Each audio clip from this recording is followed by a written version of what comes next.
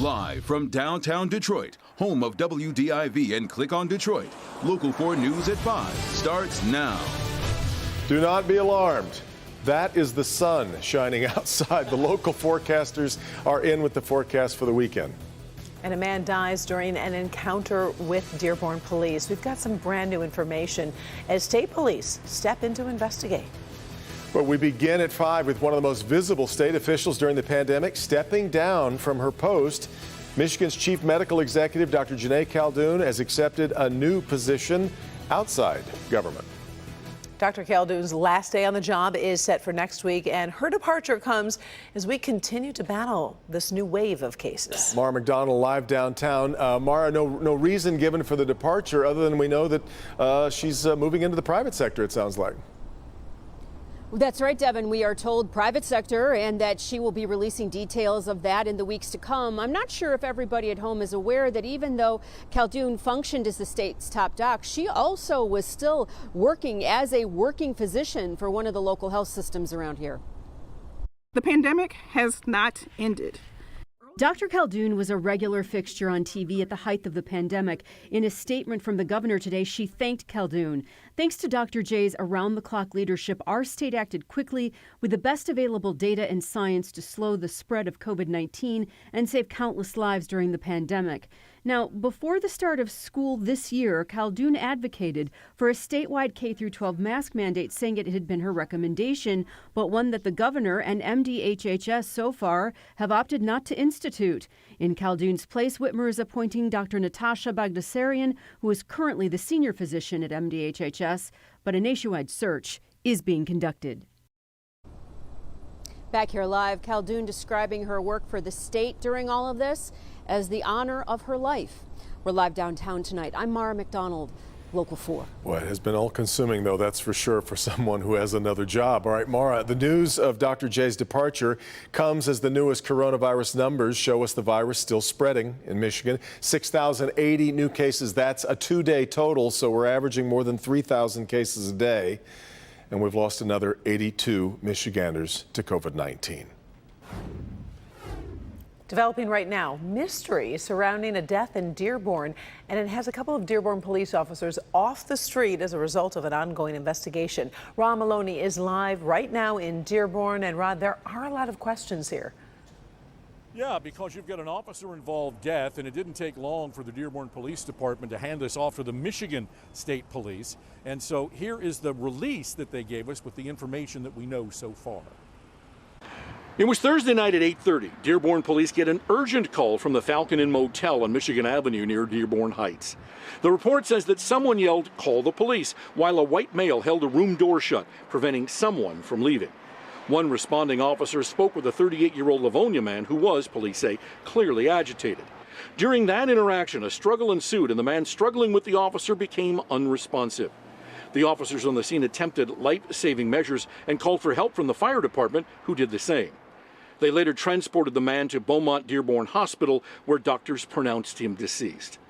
Local 4 spoke with the hotel manager on duty at the time. He opted out of saying anything, deferring to investigators. Meantime, the officers involved in the incident are now placed on administrative duty.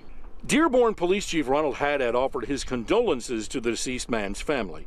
He also said he will fully disclose whatever comes from the state police investigation. Anyone with knowledge of what transpired before the police arrived is asked to call the Michigan State Police. Now, we have been in touch with a family member who says that they are concerned about what's going on because they don't believe that the statement Dearborn PD put out really adds up. They have a lot of questions, but they also say they're making no accusations because they just want to know what happened. In the meantime, they say the autopsy has been inconclusive. They also believe that there was body cam video, and so they'd like to get a look at that. As it stands right now, this is all in the hands of Michigan State Police. Back to you. Meantime, have we heard from Michigan State Police on the matter? Yes, we called earlier, actually later this afternoon. We did receive a call back from Michigan State Police. Yes, they are investigating. They were here last night pretty quickly, as a matter of fact. But as it stands right now, they're not commenting on anything. All right, as they investigate. Thank you, Rod.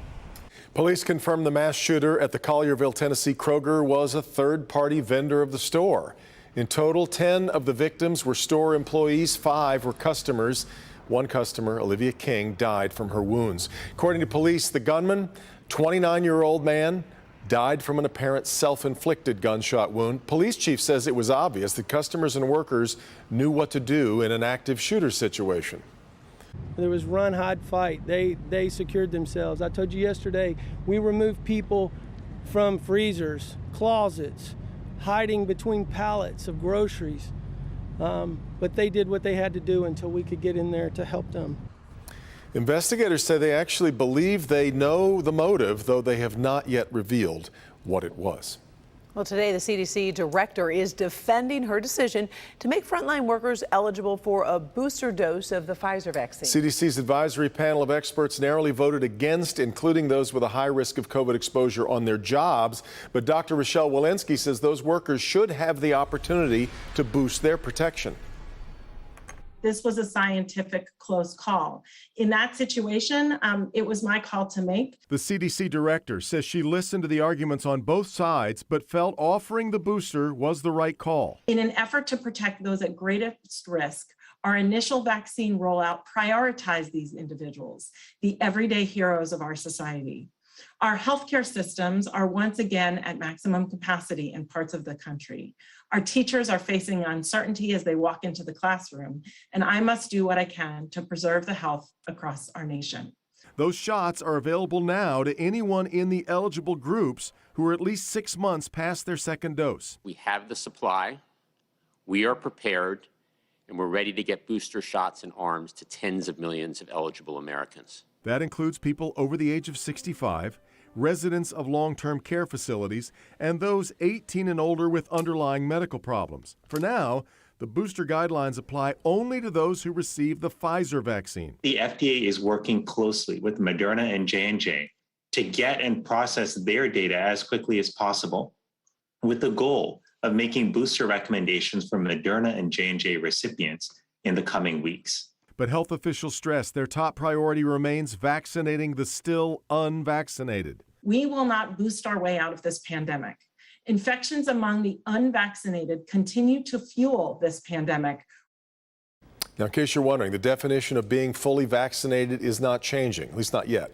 Anyone who has received 2 doses of the Pfizer vaccine is still considered fully vaccinated, even if they are eligible for the booster. All right, we've made it to the weekend, and for the past after the past few days especially, really good to see the sunshine. Oh my gosh, I was out shooting a story and I just didn't want to come back Helped into the a lot, studio, yes, right? yes. Thank you for coming back, though. But I decided I'd miss you a little bit. But we do have some rain coming this weekend, so how does it all pan out there, Paul? Yeah, we're going to try and restrict it to a very small part of the weekend. So come on back in about 10 minutes. We're going to break that down for you literally hour by hour. But right now, look at this. Lots of May, sun, and blue sky over the big house. We got games here and also in East Lansing and a few other colleges around the state tomorrow. So I think we're going to be okay tomorrow afternoon. Right now, we're doing great with that sunshine, low 70s out there. It just feels terrific. And as you can see on the satellite, there's like no cloud cover around. But back to the west, this is the cold front that's coming in. We are fine for the evening. High school football, if you're heading down to, in fact, Comerica Park to the Tiger game, it's going to be great. Now, the temperatures in this dry air, it falls quickly, so we're going to quickly fall through the 60s during the game, but it's going to be dry and mainly clear skies. Last weekend of the season here at home for the Tigers, and it's looking pretty good. But again, we do have that rain chance that's going to affect perhaps your morning plans tomorrow, so we'll break that down for you in just a few minutes, guys. Miguel Cabrera night at the park. It'll be great fun tonight. All right, Motor Bella continues today through Sunday at the M1 Concourse in Pontiac. Yeah, this is pretty cool. It's a reimagining of the North American International Auto Show, and it includes never-before-seen exhibits and immersive technology. Highlights include a ride and drive on a mile-long hot track, 3 off-road adventures, and a showcase of more than 500 vehicles from 35 automakers. Event-goers today say it's a one-of-a-kind experience. Fantastic. So much muscle. Yeah, it was cool. It's good to see automotive coming back to Detroit as far as the show goes, because we haven't had one in a couple years, right? So, and yeah, the outside environment was really cool. We did post a guide to Motor Bella and ticket information on our website, clickondetroit.com. Can take a quick break, but Detroit police are hoping you recognize something in this video. Brand new information into a triple shooting outside of a nightclub on the city's east side. Grant. Streets like this one flood every time it rains here in Detroit. And after the summer that we've had with power outages during record heat, many of those low-income neighborhoods here in Detroit just can't bounce back. Coming up, the fight for environmental justice in the face of climate change. The all clear given in Flat Rock, but some families reaching out to the local Ford defenders saying they're reluctant to actually go home. I don't want to go home right now because I just want to be sure that my house is safe for my children. They're asking why wasn't every house tested? Tonight, the defenders are finding that answer.